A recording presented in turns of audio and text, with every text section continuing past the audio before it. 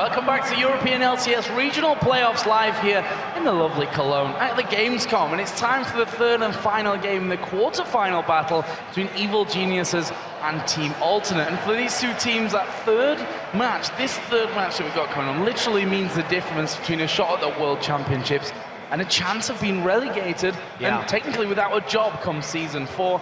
And coming into this winner-takes-all finale, EG's got to be feeling pretty good after taking down Alternate in under 30 minutes. We heard it in the video even there, that he said, you can always come back after a bad first game. Yeah, and EG knows better than anyone how to play best of threes. That's one of the reasons Snoopy kind of adapted and went very heavy aggression on Jarvan with tons of early ganks, as compared to Nasus, who was just an early game farmer. But that was because the rest of the team had strong laners and strong matchups. The Froggen versus Pharrell, which was our featured matchup of the day. Froggen just destroyed that game. He was the only one on EG who didn't die. Those shockwaves are one of the hugest things for them in the big team fights. And he just beat out Pharrell with that counter pick. Yeah, and speaking of Pharrell, 3-5-1 as Diana didn't have the impact that he had in game 1. No, and honestly, like what Froggen is to EG, Pharrell is more so to Alternate. Alternate cannot succeed if Pharrell doesn't do well. So having the last pick in this game once again might actually give them a bit of the edge having that red side.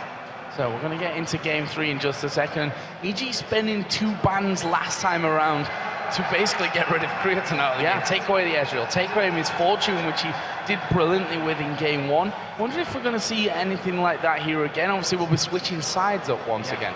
And it's always fun to see kind of the evolution of picks and bans throughout the first 2 games, because game 1 for EG was very much about them playing their tried and true everything and Alternate having their counter to it. And then EG kind of got a second round, and Wicked pulled out Kennen. They tried to bait an Aatrox into their own hands, and they got denied from it pretty quickly. And then, of course, having that all-important counter pick at the end, EG adapted just enough, but still stuck to the things that were good for them. And now that it's back to kind of the game 1 setup, I just want to see what happens. We don't actually know what's going on. I'd love to be able to figure it out and hear the teams in between, but one thing that we can see is that the bans have stayed the same as game number 2. Yeah, and they went with the first pick Sona over the Aatrox, which I think is actually fairly key. Krepo's crescendos really did key off a lot of the big moves for them in that game, but it does leave Aatrox available for Wicked if he wants it. He is undefeated on Aatrox if Alternate doesn't take it away from him right here. Well, let's have a look. Right now, sat with Zilean, which they always seem to do Alternate. I think that one day we will see a Zilean out of them at some point in the future. But it is going to be that Aatrox coming back down, along with a Varus here coming out for Creatine. So 3 different AD carries in 3 games. A lot of very red eyes and stuff in those 2 picks. A lot of demon-y type figures for Varus. I do like the Varus pick for them, because it opens up more versatility for whatever Pharrell wants to play. Having the extra utility added from that Varus ultimate always gives you freedom in your other 2 roles to not necessarily have to take that much crowd control. Ultimate always gives you freedom in your other 2 roles to not necessarily have to take that much crowd control. Well, let's have a look for Evil Geniuses. Looking like they're saying it's not broken, so let's not try and fix something that isn't. With that Jarvan and a possible Kennen, who were actually sat there with Caitlyn for a little while as well. Either way, it's the same as last game. Yeah, they had a lot of success having 4 ranged attackers when they're outside their turrets, and I guess they're basically daring Kerp to come at Wicked's Kennen, because his laning in that matchup was just so dominating right there. So let's see then. We're expecting obviously the mid lane is going to be left until last. Alternate got more of a freedom with that, and as you can see, Pharrell knows it. He's pretty chilled right now. Yeah, he's not thinking about his pick yet. He's thinking about the rest of the team. They already know what they're going against in a Kennen if they want to pick their top laner, and they know basically what bottom lane they're going to see. They can almost expect a Caitlyn pick from Pete, so they really get to just kind of pick and choose their bottom lane and their top lane right now. Would they do that again? And we're going to be seeing a Karma Blitzcrank coming in here. So Jerry, who has played Blitzcrank, Thresh, the Hook styles in the past. Karma, we've already seen Kerp run it in this top lane. Yeah, but it's been to I was going to say mixed success, but it hasn't really been mixed success. not been able to bring that Karma into late game situations every single time that he's brought it out. Yeah, I don't feel like Karma makes it into late game situations for the most part, as long as she's heavy farm. I feel like the utility she brings does transition, but if you're putting all your farm into a Karma who doesn't have that true ultimate later in team fights, and honestly can't reach the backline in any significant way in late game fights, it's dangerous to bring at this point. I still remember, I guess because I haven't done all the European games over in here, the top lane he played versus Gambit when they picked Karma. Yeah. Triple Doran's ring, but he didn't even get the lane down. The fact that they pull it back out again shows an absurd amount of confidence in his own Karma ability, because based on prior results, it was not strong.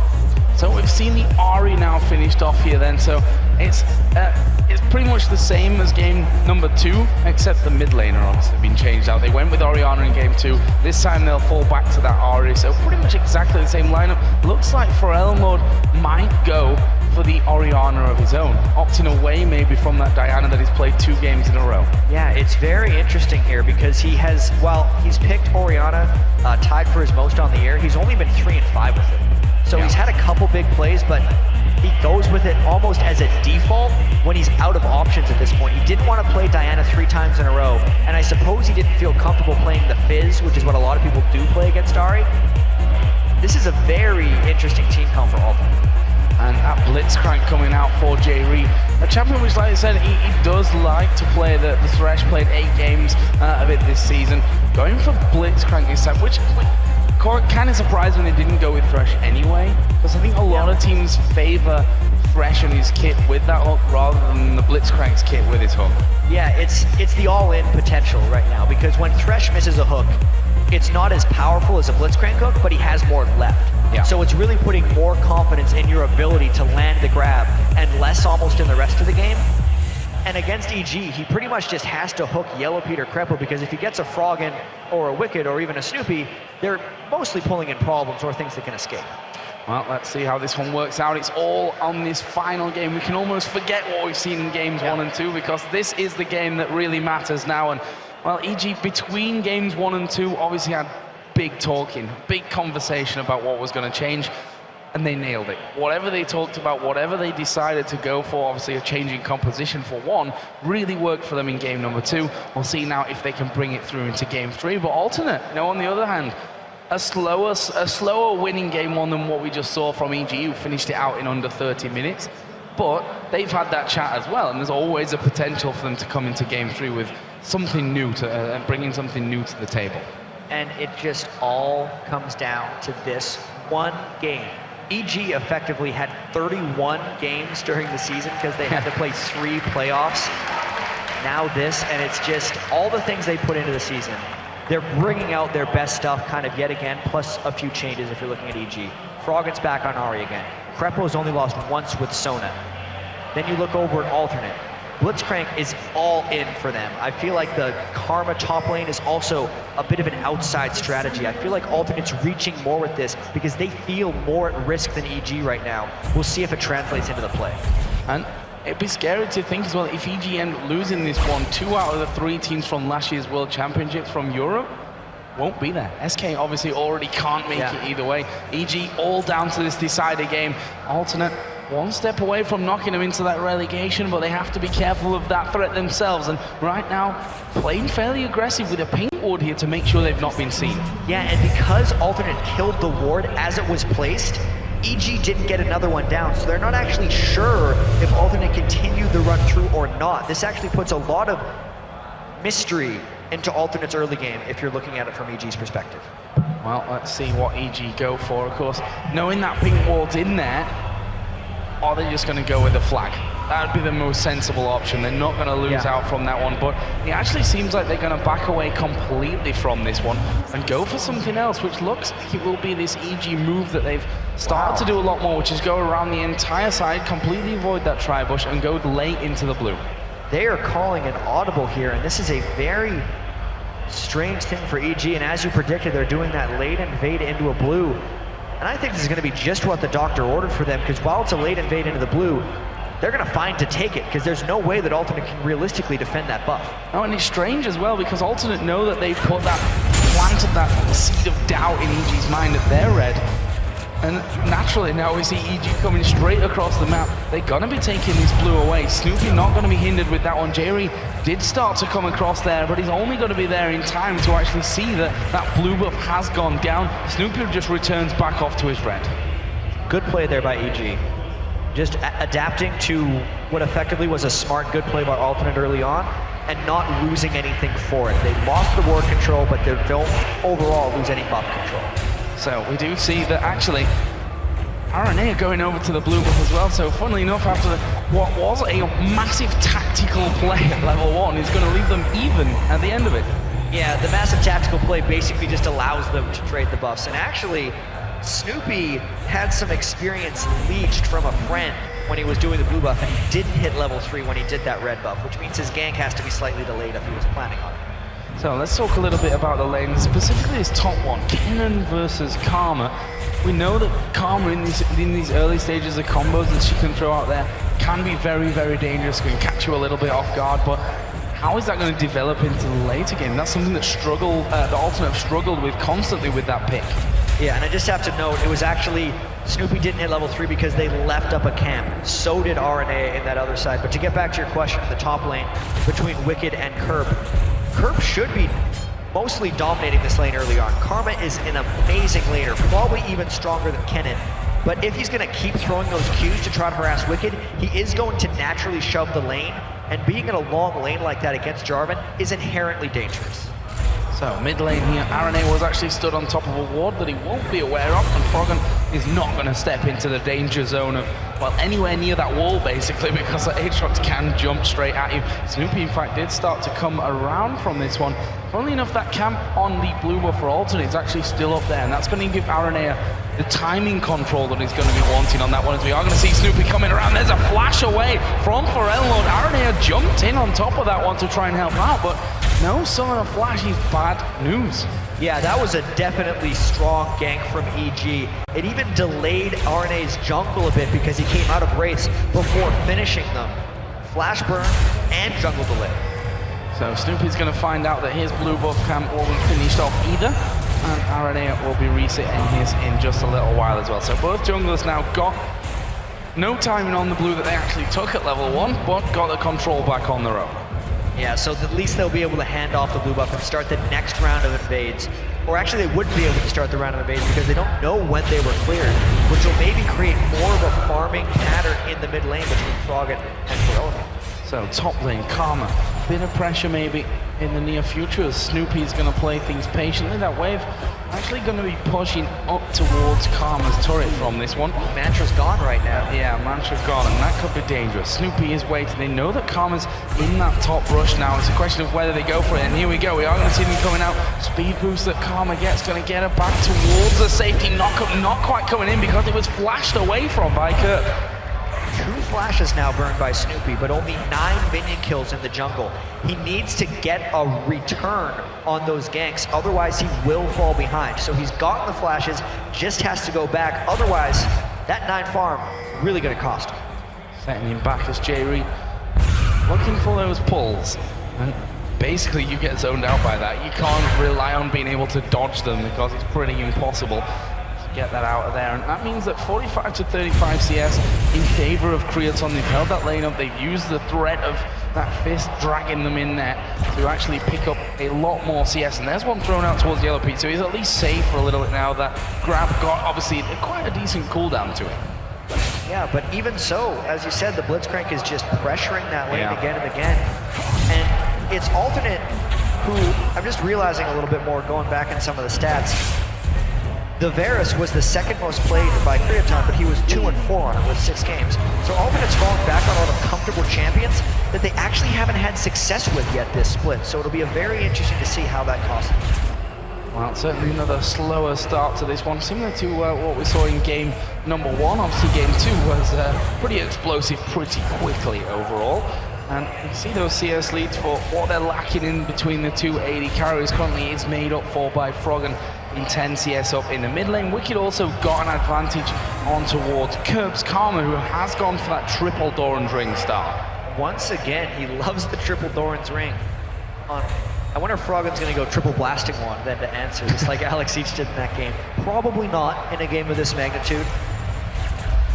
I think mainly that triple Norns, though, for him, is just for his optimal spam throughout the lane, because he is able to clear it out, and it just means he's not going to run into any mana problems, as well as accentuating his early game punch that Karma generally does, because once it gets to 30-40 minutes, he's mainly a utility bot with slight kiting nukes. So, after that, Aranea up at top. Wicked was pretty much playing underneath his turret, no chance for him to come in. Snoopy right now has actually gone over the backside of the dragon here. He's just waiting to see, can I actually go down to this bottom lane? Is there any vision there that's going to stop me doing that? And he is actually forcing himself through, but he's going to go, is he going to go Tribush side? Actually, no, yeah. He's going to, wow. He's actually going to come over the top of the wall here, and he's been completely undetected. Yeah, but the creeps are not coordinating with this gank. He's thinking about the recall. They're sending 4 people down now. Alternate must suspect something's up, because Pharrell Mode would have called missing in action from Froggen going in mid lane. And Alternate just has to keep playing that one safe, because they can, thanks to the creep wave. Not pushing up quick enough, and now Snoop is like, okay then, let's try it differently. Let's go for Pharrell Mode. But after burning that flash out earlier, now Snoopy going back towards that mid lane, that flash is going to be coming on. It's now up this instant, so that threat is instantly gone again. Yeah, I don't feel like Snoopy managed his early ganks well throughout the next portion of the game, because he's essentially cycled all the lanes, getting small wins, but no actual win. He had to go back while one of those flashes was on cooldown in order to actually take advantage of his early ganks. And right now, Aranea on the other side, double Doran's Blade, got the boots in there, got that Hunter's Machete as well, only a Spirit Stone right now for Snoopy. He's finally going to go back off towards his red buff. We just saw Wicked as well clearing out under his turret. He's still ahead in that top lane. He's holding on to that lead. Finally, EG's bottom lane were thinking about going home again, but with the next wave of minions coming down, they might stick around a little bit longer. Yeah, I really actually like the way Aranea has been playing this jungle Aatrox. Farm heavy and not trying to overcommit, because it seems like he would have a really good gank with that Q. But that Aatrox Q is actually very hard to land without any form of assistance. And since they have an Orianna and a Karma lane, the most they can do is slow someone down a little bit. So what Aranea is best served doing is actually just farming for the later game initiations. Getting himself that power later on. Finally the ball lanes are going to go back, by the way. We saw the Cutlass being picked up by Varus Berserker Greaves as well, so pretty standard stuff for him, heading up towards that Blade of the Ruin King, and Yellow Pete again picks up that BF Sword as first item. I wonder if it's going to work for him this time. He's still going to be going for that Bloodthirster Last Whisper build on Caitlyn, and the lanes are just continuing to be farm one after the other, gold pretty much even. This is very similar to the first game between these teams, which Alternate won. Surprisingly, the fast-paced, crazy game with a bunch of kills was the one that EG won, and here we are in game 2. And this one is definitely more reminiscent of game number 1. There's no doubt about that one. Rubok's going to be given over here onto those mid laners. Obviously, Blue's coming up a lot later in the game this time around because of those invades and the non-resets on the camps. So let's think about who's going to be actually winning these team fights later in the game. Because Kerp's Karma hasn't really beaten Wicked. He's kept him shoved up to the back. But Wicked's been farming tremendously under his turret, and Kerp is yet to make any type of transition. Whereas also, J-Ree's on Blitzcrank, which while sure Blitzcrank can transition if he gets the right hook, if he's not landing those things, he's a net, almost net negative during team fights. He's not able to make much of a contribution. So much of this is going to depend on how quickly Kerp transitions down and how effective J-Ree is at landing Blitzcrank hooks.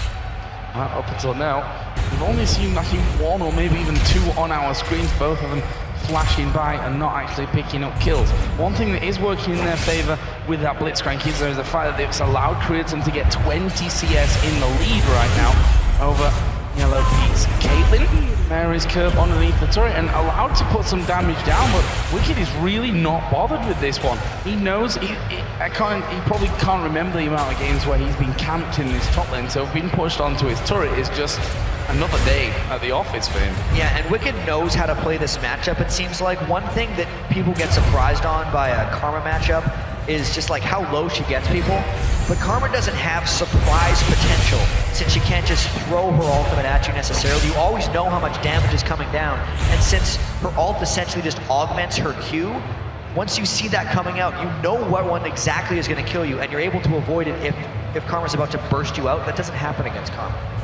Well, one thing that may work in EG's favor here is that Snoopy up in that top tri-bush, I don't believe went over a ward. The pink ward there in middle may have actually spotted him, but I'm not sure about that one. Karma did move back a little bit in that lane, move to the top side of things. So it seems like Snoopy's actually just going to recall himself, decides against everything going on there.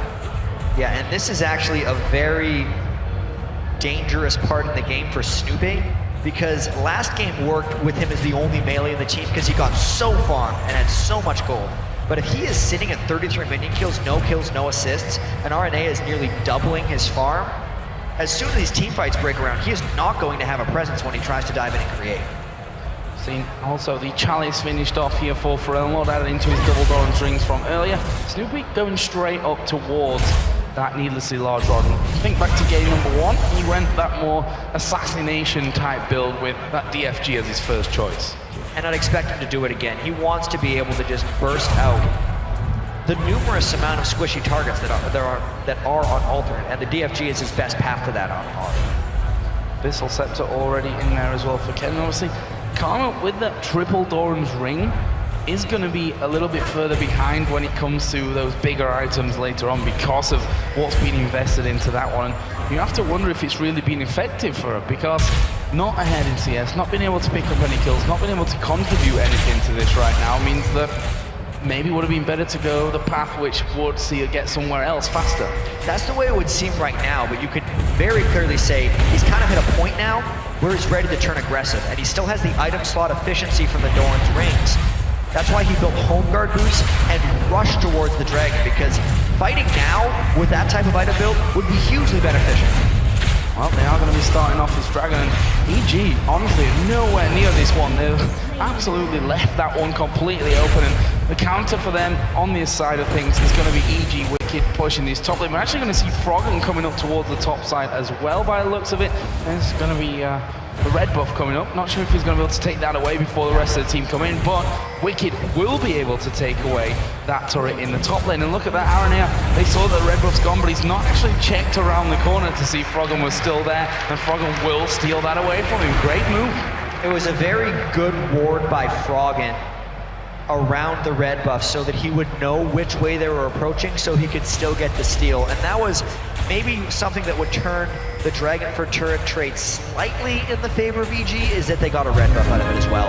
Oh, Flash Crescendo coming in. Snoopy's going to drop down to the bottom. There is the Cataclysm as well, and Snoopy will pick up first blood. Chain of Corruption has just spread amongst them, which will stop them chasing onto J-Ree, but he can't do anything about stopping this turret going down, especially not now with the ace in the hole coming forward.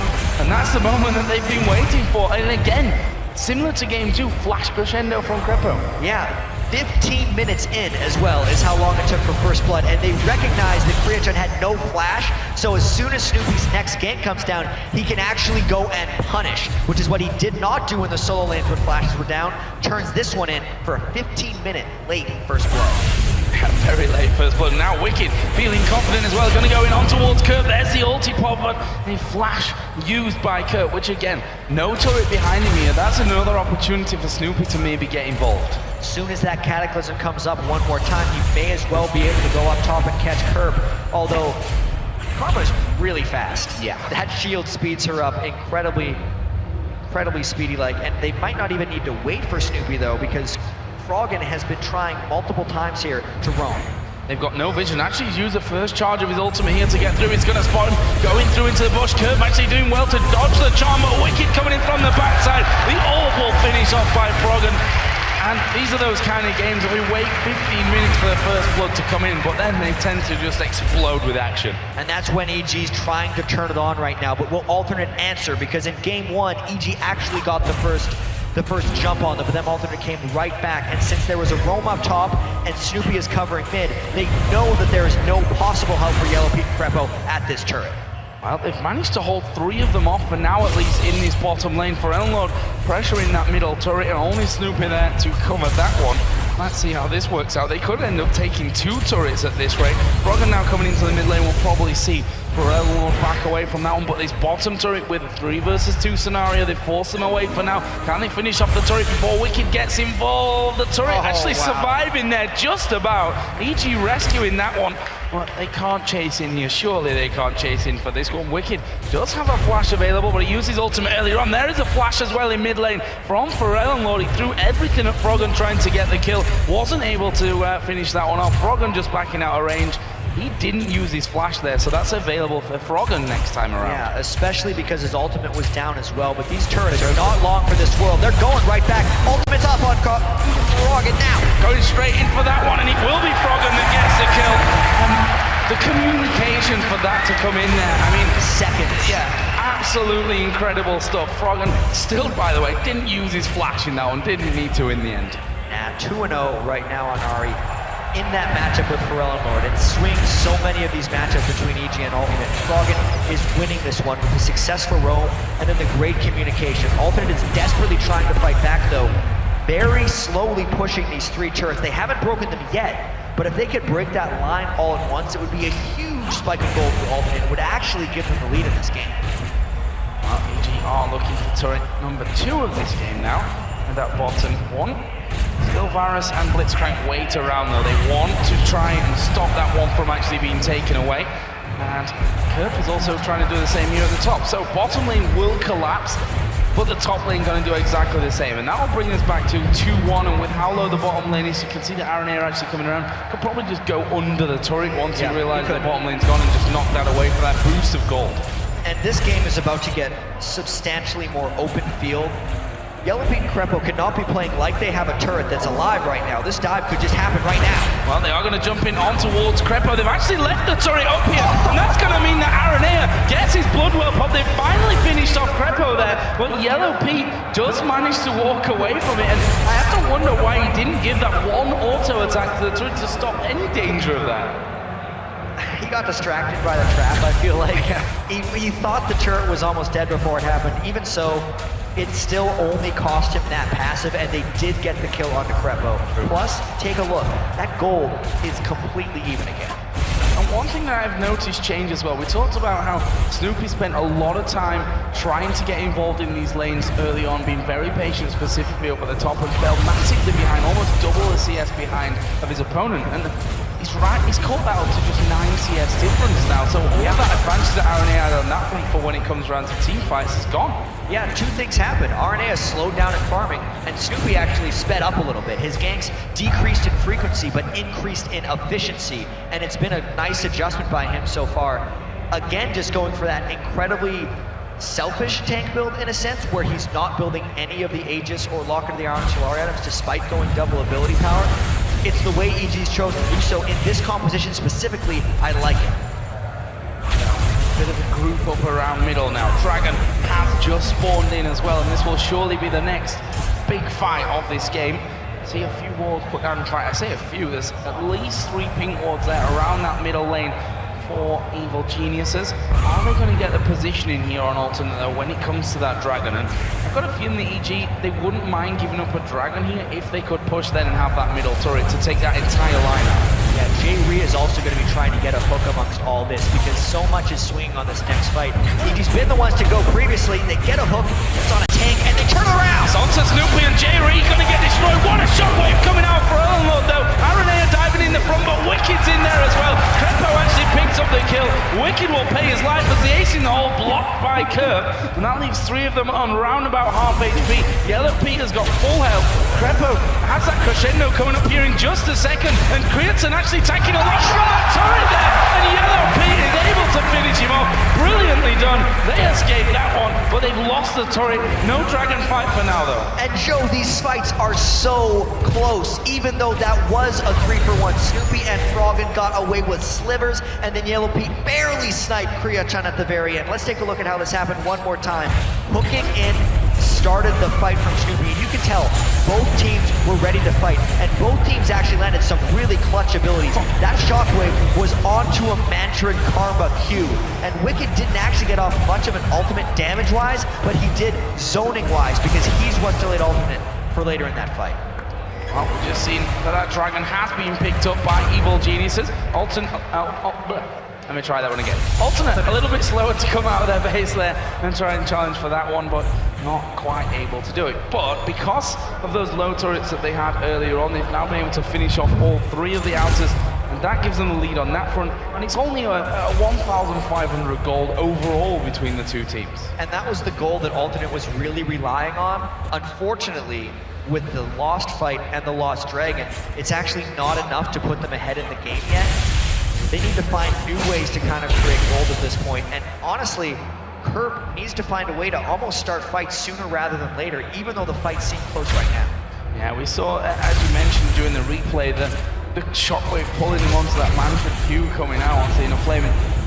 That's all well and good, but how often can you get it that perfect that it's going to get the double burst of damage? Yeah, it didn't even win the fight after that. And that's not a combo you get off frequently whatsoever.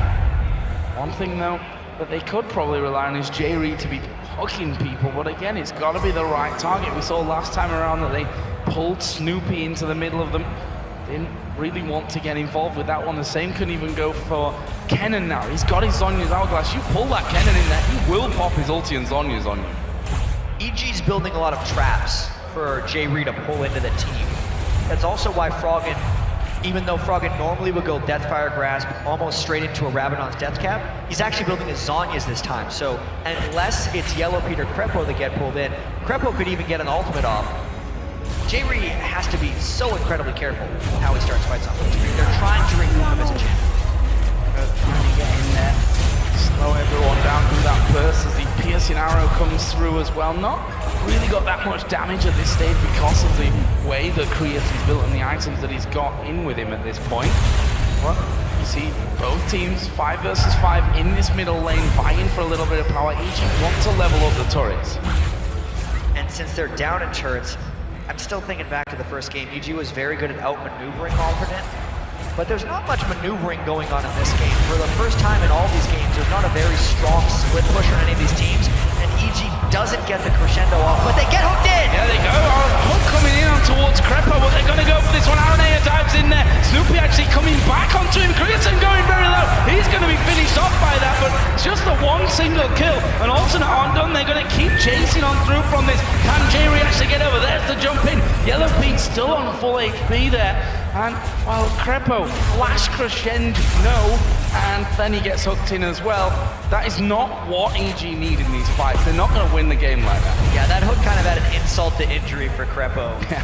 But at the end, they traded 1 for 1, killed an AD carry, lost to support. There's a 3-0 Yellow Pete. Krepo feels okay about that one. Really, if we think about how it happens.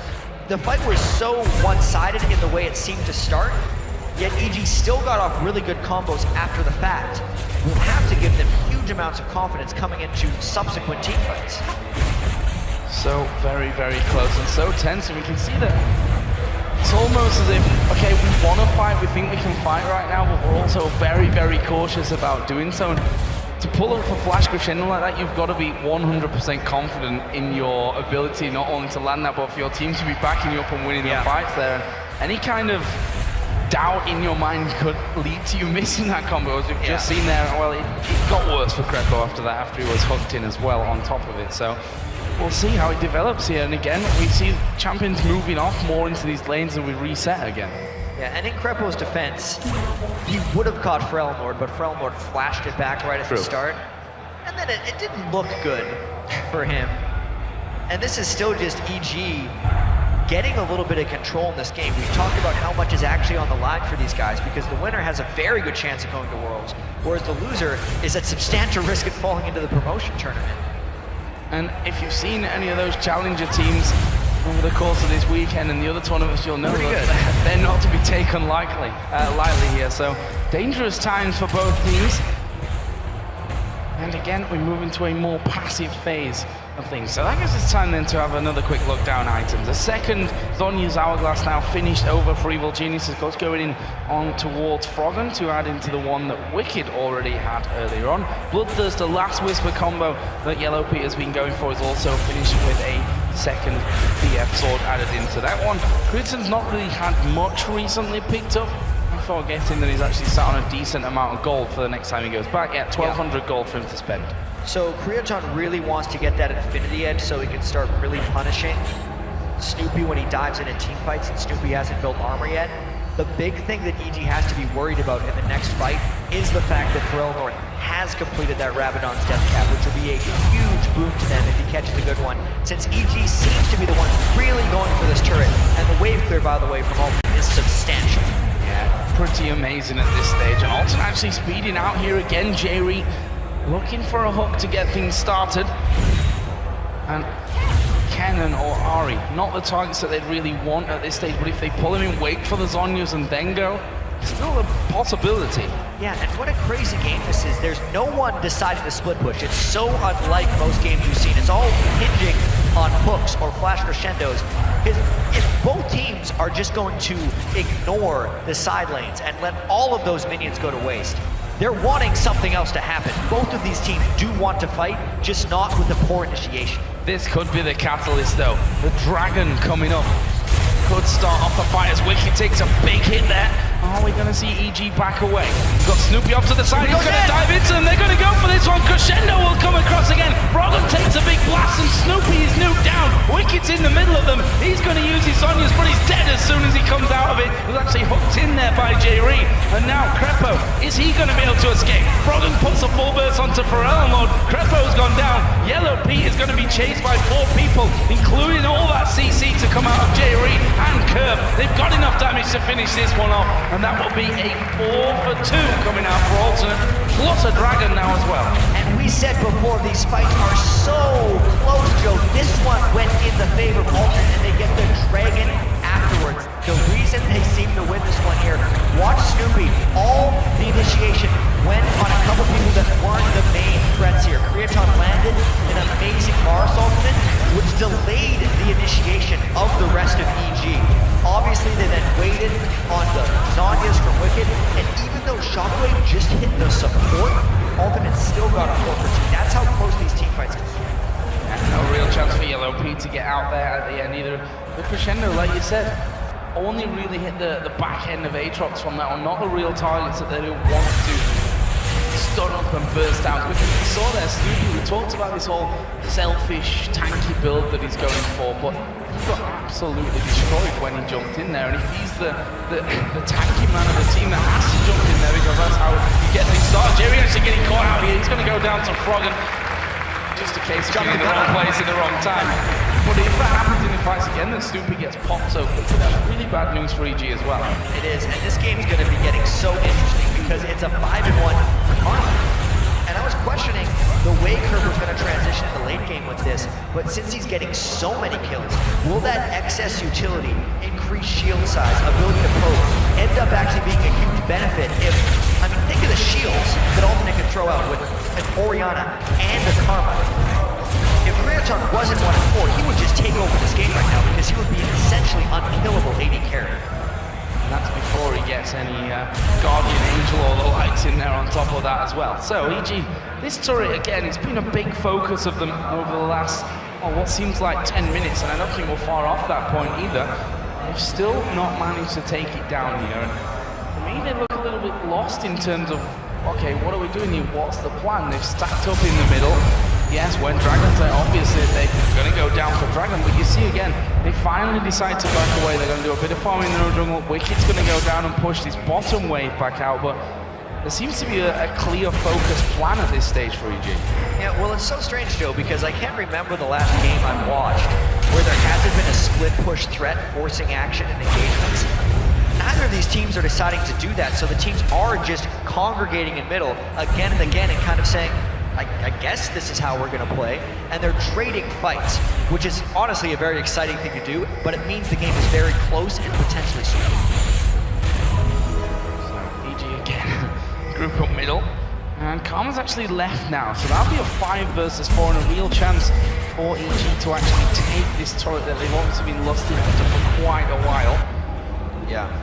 Or not, they could go down to bottom. This is something that has worked out really nice for them in the end. The fact that Wicked did push that lane out completely. Alternate going to try and react to this one as fast as they possibly can, which they can do with that Karma in there, with that Blitzcrank being able to speed around as well. But it will be 5 versus 5 this time in mid. And look at the way EG has actually pulled through the jungle it means if they cut back to mid lane, they'd actually get it. All they have to do is wait for the turrets to come, the minions to come to the turret.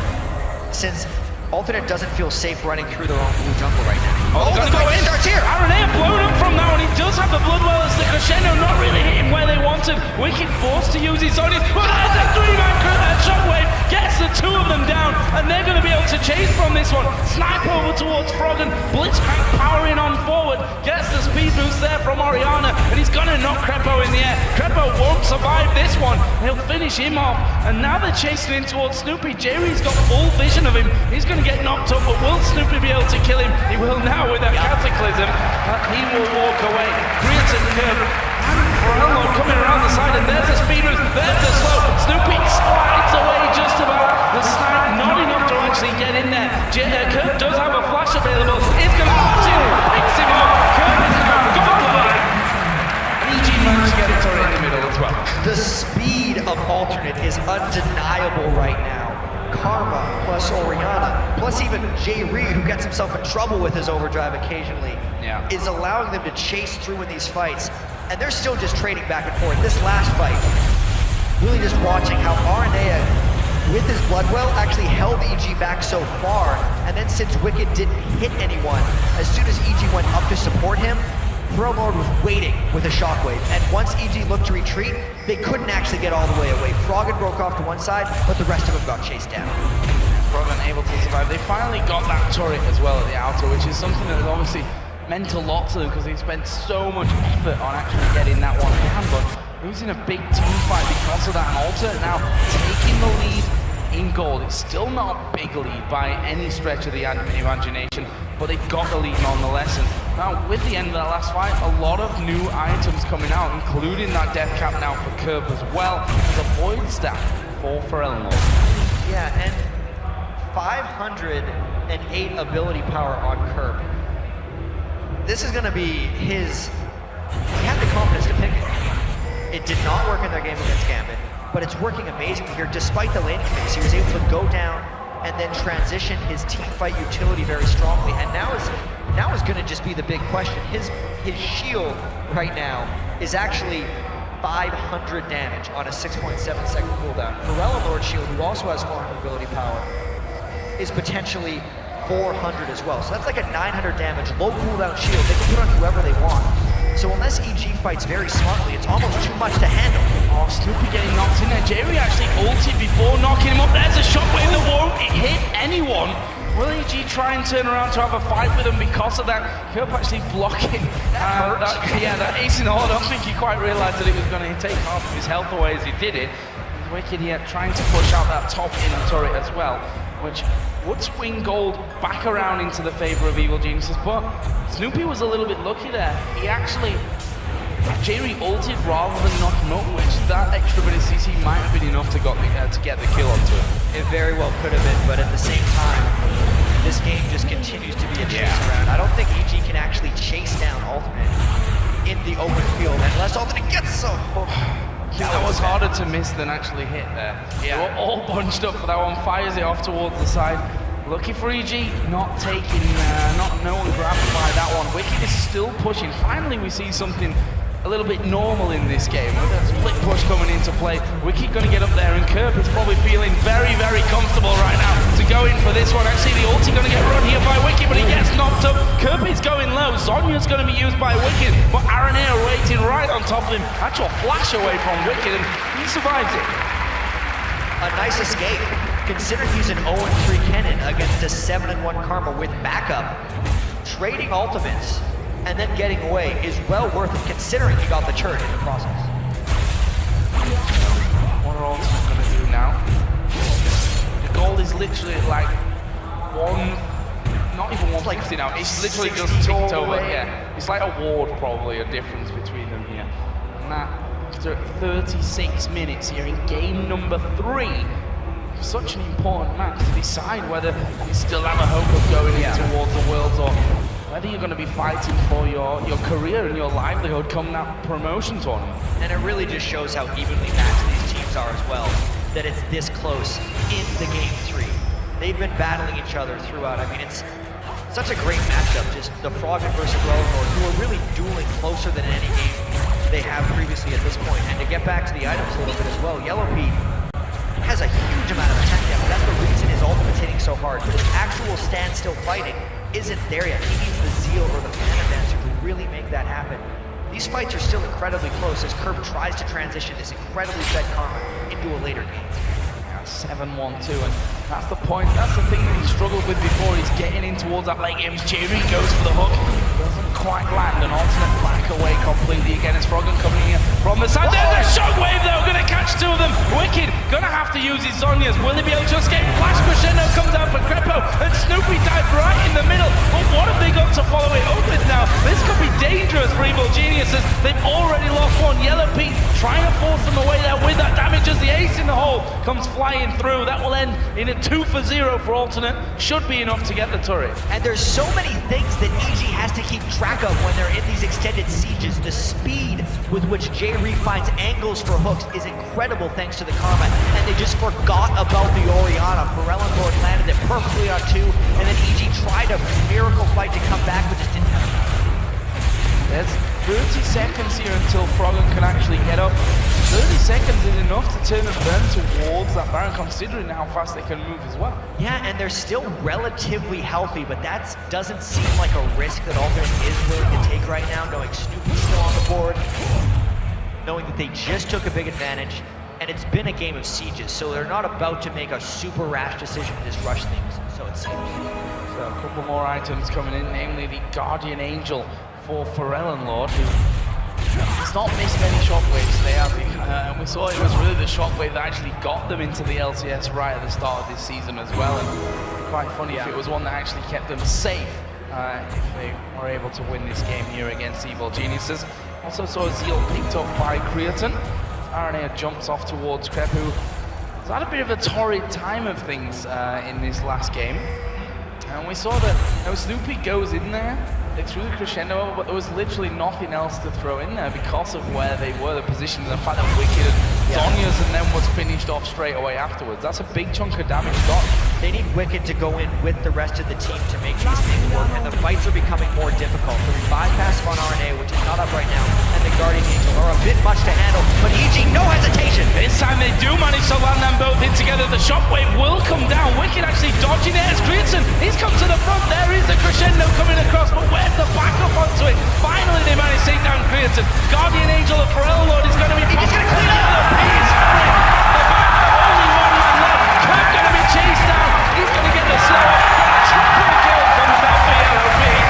He's on 5 for 2, an ace, and it's going to be a Baron here as well for Evil Geniuses.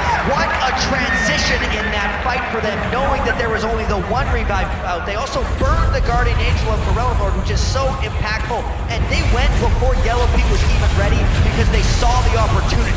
But that's the combo we talked about there, the Jarvan cage with Wicked, and then Froggen came in at right at the end time, the Krepo crescendo as he dodges the hook, and then Pete, since he came in late and was untouched, was just able to clean up the rest of it. Amazing turnaround there, and we saw, and I was just talking about the shockwave. Snoopy had already died, and Wicked actually Zhonya's it as soon as he saw that circle appear, the imminent, pulling damage from that shockwave. So well done here by EG, and that swings it back around again. EG now got the gold lead, albeit by just a little bit, and the kill lead as well. They do have those super minions, of course, pushing into their base right now, which means that they're still going to have to play a little bit more defensive with that, or at least keep that middle lane push right out. This is such a great game right now. Just with the amount of fights we've been able to see, how close they have all been, and then now a swing in momentum for sure, because it had all been going Alternate's way thanks to, honestly, Curb's Karma being able to just support and withstand these team fights, plus just chase once they had the edge. But we might be at that point in the game now where he starts to have some ineffectiveness. Even the 0 and 5 now, Wicked, had a huge presence in that team fight, whereas Curb, once he couldn't protect Pharrell Lord or Creatine, didn't have enough left for the end of the fight.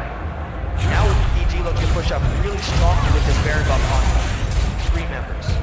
Yeah, with that inhibitor down, super minions coming in, EG keeping it pushed right up, which means that Alternate not really getting any bonuses from having that inhibitor down at this stage of things. EG looking like they may try and get him on towards that turret. It's Wicked actually going to be pulled into that one, and well, he'll flash away, but that was really, really close. Brown Lord again trying to make the play with his Orianna, because so much of what Alternate always does relies on his ability. That's why when he misses, it just seems so devastating for Alternate. Wicked is going to heal up a little bit because Krepo is spamming on him, and they're going to look to go back in a bit more since they know Crescendo's down for a little while yet. Almost approaching these 6 angles. Probably enough Yellowpeak going for a Banshee's Veil there. Wanted that protection before heading up to something that's going to give him more attack speed to allow that massive AD that he has to come out more frequently. But we saw in that last fight, he joined it very, very late, but still, I guess we could say at a crucial time, able to really finish things off. So the gold, just to put that into perspective, 200 gold is what separates them. Probably not even that at this point. And we're 42.5 minutes into the game. It's so ridiculous, this one. Could not get any closer right now. And EG had to back away because of the minion waves and because that shockwave was just going to be right back. And because of how close the gold is, a dive just would not have been wise. Specifically knowing that there's 1,000 damage worth of shields that Kerp and Brown Lord can put on any target at any time. It means EG really has to pick their fights well if they want to come back, and it might not even be during the duration of this Baron. No, I don't think so either. I think that Baron, all well and good to take after picking up that last ace there, but it's probably not going to be the one that finishes off the game. Comeback to get them back in the game and give them some time to farm up. Gives Yellowpeak time to get the Zeal. Obviously, a couple more big items were completed across the board. Wicked's got a huge amount of damage, and it stalls Alternate a little bit too, because Alternate's not going to go looking for any fights while the Baron Buff is there. So EG once again force out that middle lane. Bottom lane has still that inner turret, and they were actually working on that a little bit later on, of course, as they tried to get around before that they actually lost 4 men in that previous fight. Which seems like almost another game. It's been that long since that actually happened. And such a turn of events after that coming in as well. Here is a red buff for Yellowpeak, as we mentioned, finally starting to get that attack speed in there now after picking up that Zeal. And Creedsen's going to go for a little bit of protection as well, and I think rightly so. We saw him in that fight that he got a little bit too far forward in it because he wanted to get his ultimate off, and that actually cost him his life. And also getting a bit of defensive itemization helps even more when you consider the shieldless that come onto him. Knowing that he now has 87 magic resistance thanks to the plus 45 from the Spectre's Cow, this means those shields are all the more effective in the team fights in this game that's honestly at a bit of a stall point. I feel like Alternate is a little gun shy after losing that 4 for 2. And they're almost at a point now where even though the Baron is off for EG, they're waiting for EG's next move so that they can counterplay it the same way that EG turned it around to Alternate. I think it's anyone's guess at this stage as to what's actually going to happen. Are we going to see more Barons? When are the next fights coming in? Just something that we can't begin to predict because of the way that this match has actually ran along. Got 3/4 of an hour on the clock. Everyone's starting to work up towards those 6-item builds, and I think the only thing that we can really guarantee is that when it does happen, a final fight, it's going to be absolutely crazy, and one team's going to say, okay, they've got a minute spawn time, we win right here. And all of them, both of these teams can just fly into each other if they so choose. The speed that Pharrell and Lord and Kerp add to their team with Orianna and Karma is immense. Plus all the dashes they have on EG. You also point out that Reverie that J-Reed has. It's a very fast team that's able to do pretty much whatever they want in these team fights. And this is the longest lull we've had in quite some time, and it's because so much hinges on this next fight. Yellowpeak still holding that Banshee's Veil. I think RNA just trying to get that one out of the equation, because obviously that stops a lot of things coming his way. You know, that can stop him from being grabbed in and losing their AD carry, which could stop them losing the game if that were to happen. Right now though, EG have gone down towards this bottom lane. Don't think that Alternate can actually reply to this turret here fast enough. It's going down incredibly quickly, and there will be turret number 5 for EG. There's the Banshee's Veil finally being popped. It was the smack coming out of the piercing arrow there from Creatine, but EG happy with what they've just had. Gonna back away, steal a blue buff for Froggen. So that's another good move by EG, but I still feel like we should talk a bit about what's gonna happen in one of these tournaments. The Revive passive is obviously back up for RNA. There's every summoner spell in the game alive right now, so anyone can dash around everywhere in those fights. I feel like having the 2 extra revives on alternate will give them a little bit of extra confidence when combined with having the extra shields for the reviving members. Is going to make the fight very choosy for how EG goes in. I don't think it's going to be one of those clean, explode everyone in a fight. They're going to have to win a long one if it gets to that, just based on the state we are at in the game. Look at this, masses of wards down. The alternate down pretty fast. They started. They've got it down below half HP. Only 4,000. Look at this. They're going to take it. EG go in there. Do a bit of a ninja Baron. And saw alternate dive over. Actually, Shirelli's popped. There is a shockwave coming out onto Wicked. It's used defensively, but paired in with Kurt there. A lot of damage coming down. We will see Aranea use his flash to get back onto the top side of the map. Froggen is going to dive in onto him. The charm lands. Aranea tries to jump away. He's going to have his passive pop up. He's going to be finished straight off. It's 5v4 and EG have Baron. So Baron, 5v4, and what is alternate down? They have no shockwave on Lord, which is crucial for them. There is no Ahri ult on EG, but they might look to make their move here if they can get a good initiation. If they can get underneath the tower, Jerry trying to throw out the pull. They're going to flash in. Charm missing onto Lord though. He's going to be able to bring back some damage. Kirk is poking in there along with Creatine as well. There's actually missing in the end, but those Qs out of Karma are deceptively painful right now. When they hit you, they're gonna hurt a lot, and EG aware of this one. One thing that's on their side is that constant regen and the heals coming out of Sona at this point. In a couple seconds though, Lord's shockwave is back up. That charm that Froggen missed was a go or no-go for EG on that turret. They're getting so much damage down right now, and Alternate is giving it up. They're going in towards Karma. He will flash away, but there is a shockwave coming out the backside. Wicked gun is on you up from that, but there are now 3 men dead. Aranea is going to come back up in 5 seconds to this one. What are EG going to go for? They're backing away. That is such a huge win for them nonetheless. They just went for it on Kerp, and he could not defend the dive potential that just shredded them from EG there.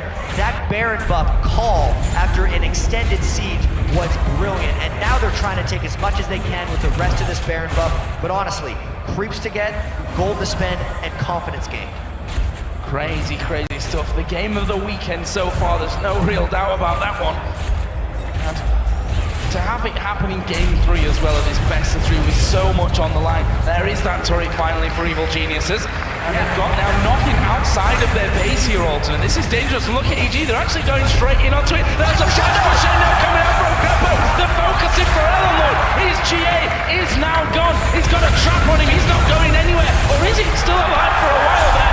Froggen will on you up as well. EG are going to go for this inhibitor. They could look to finish here. And it's these 70-second death timers that are creating opportunity for EG. They killed Kerp and J-Reese so long ago that it kind of lulled us into a sense of calm when they could still go in 3v5, and they're going in again! J-Reese missed the hook there, and Snoopy dives in, puts down the Cataclysm. There's 2 inside it. The snap from Yellow Pete will win them another kill. That's 3 men down, 45 seconds for Aranea and for Lord. EG still have 4 men here. They're not amazingly healthy, and Creatine is still full health and still has that Banshee's Veil. He's still got the opportunity to hold off. But EG still has this Baron, which is giving them confidence. They get a Nexus turret and have now the freedom to go back.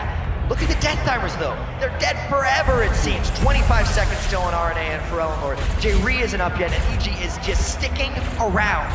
Kerp has managed to regen. Yellow Pete is going to be live stealing back from the minions that come out at him, and they've already got the 1 Nexus turret down. EG are going to look to finish this game off right here, and the damage that's coming into those turrets is massive. Grits are going to throw things out. This is a lot of damage onto EG. Snoopy actually going to pick up the kill. Kerp dies in the end. There's the ace, and Evil Geniuses take down Alternate, secure their place in Season 4.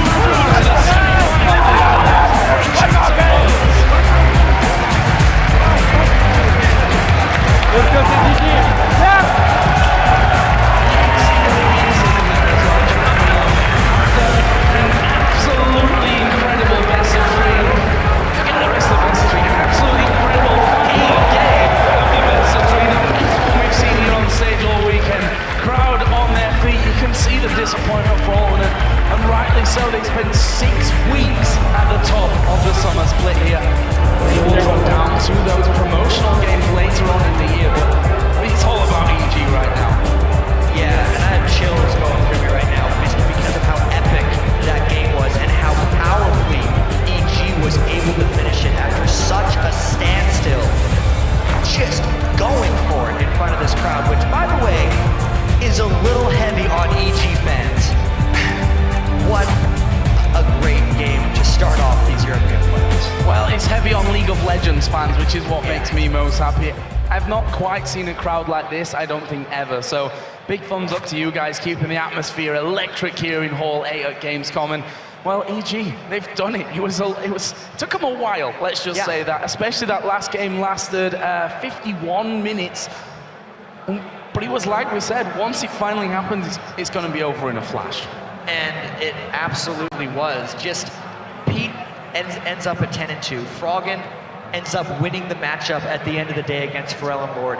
Shockwaves were not clutch enough, and his charms and dashes absolutely were on Ahri by the end of it. Wicked pulls out 2 Kennen games. This last one, more of a struggle, but still able to lock people down and blow them up in those late game team fights. So much performance from EG coming out. Would have been weird to not have EG at least in contention coming into World Playoffs, and they move on.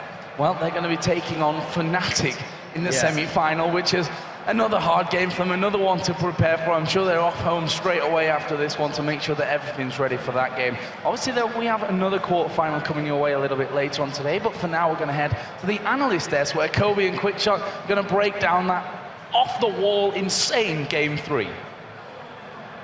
Thank you very much, Joe, and what a way to finish the game. You know, the whole series was very good. Game 1 and Game 3, even back and forth the entire time. Game 2 was all about EG. Let's talk about the match, let's talk about the specifics, and let's go back to the compositions. EG stuck with what they know.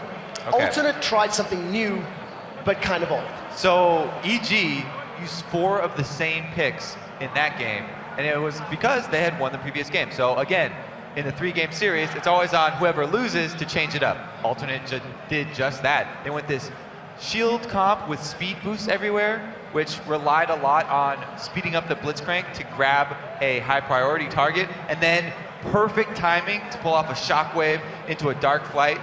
They did that sometimes, but they also missed it sometimes. So this game was so back and forth all game long.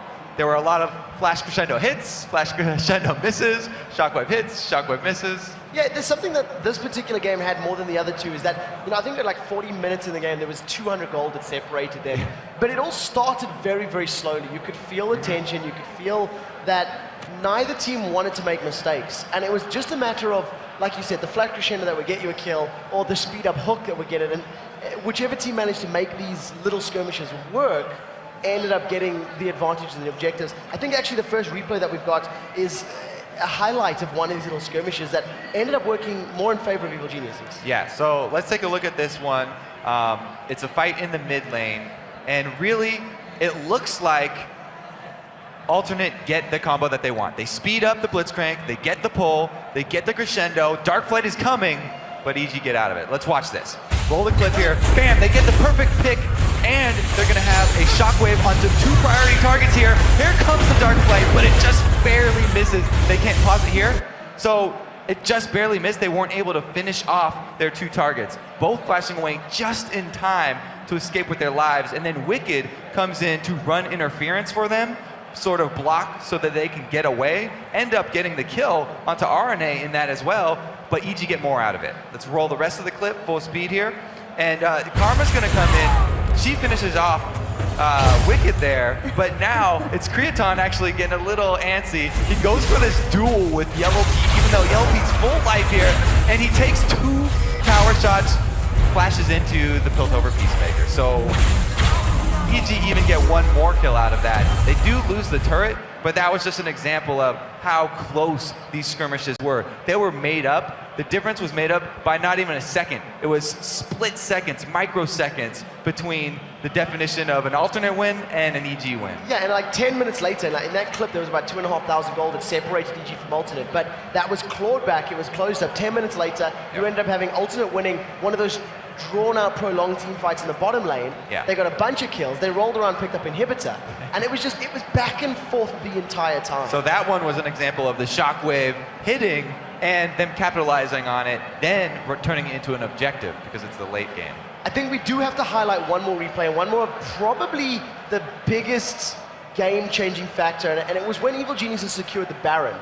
They were able to secure the Baron because of an engagement in that top lane. So let's pull the replay up on your screen. It is a little bit later after that previous little skirmish that we just showed, and it started off really well with Snoopy and Wicked going in. So this one's going to be EG actually winning a team fight and then capitalizing with the objective after. Jat said they didn't wait for Yellow Pete right here because they could actually get their combo off of Wicked and Snoopy. And that's something that they had to do because of the one character they changed out this game from last game, which was Ahri for Orianna. They don't have that Shockwave combo to go in with Snoopy, so they have to have Wicked in great position.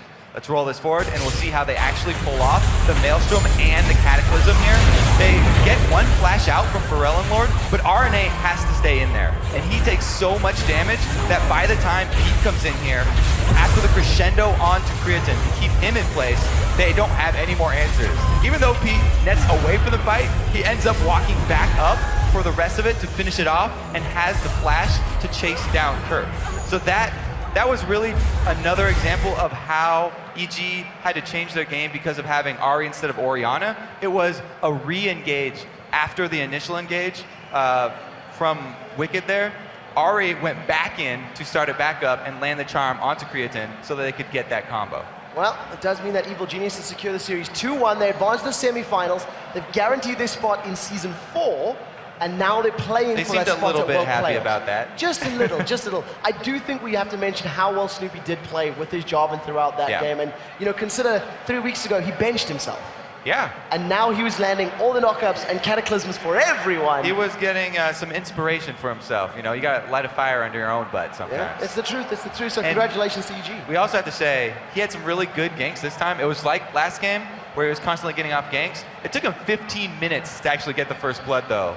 He kind of forgot to CS a little at the beginning of the game. We'll overlook that fact. We'll overlook it. Guys, we do have to take a very short break, but when we return, Sharks will be joined by Evil Geniuses Crippo to talk about their exciting win. And then it is time for our second quarterfinal matchup. Gambit Gaming versus Ninjas in Pajamas. The European LCS Regional Playoffs, live from Gamescom Cologne, Germany. We'll be right back. Stick around.